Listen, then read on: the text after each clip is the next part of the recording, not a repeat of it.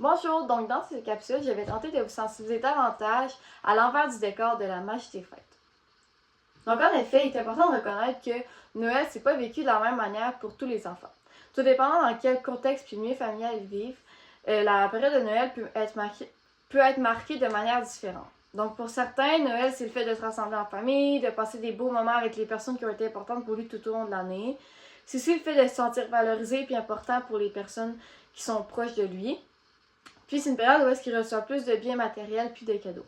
Mais pour d'autres enfants, Noël, ça rime avec le fait de se sentir un peu plus seul puis isolé, de peut-être même aussi ressentir le manque de ses parents ou de un de ses parents.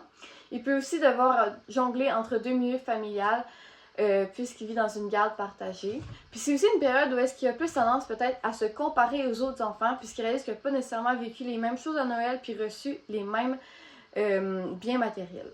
Donc, en tant que grand ami, c'est important de normaliser le fait que le temps des fêtes, c'est pas toujours relié aux grandes célébrations puis aux biens matériels. Il faut aussi être à l'écoute du jeune qu'on accompagne puis de le questionner par rapport à sa propre vision du temps des fêtes. Il est aussi important de valoriser le fait que le temps des fêtes, c'est davantage marqué par le fait de passer des moments de qualité avec les personnes qui ont été importantes pour nous tout au long de l'année.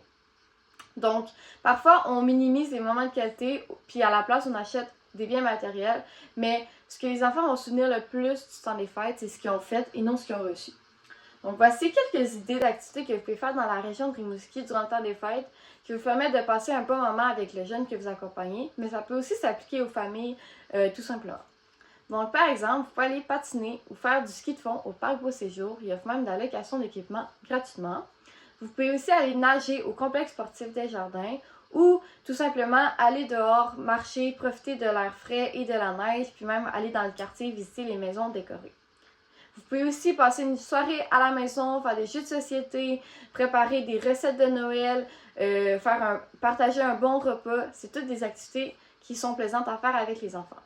Donc voilà, merci beaucoup pour votre écoute, puis je vous souhaite un très bon temps des fêtes.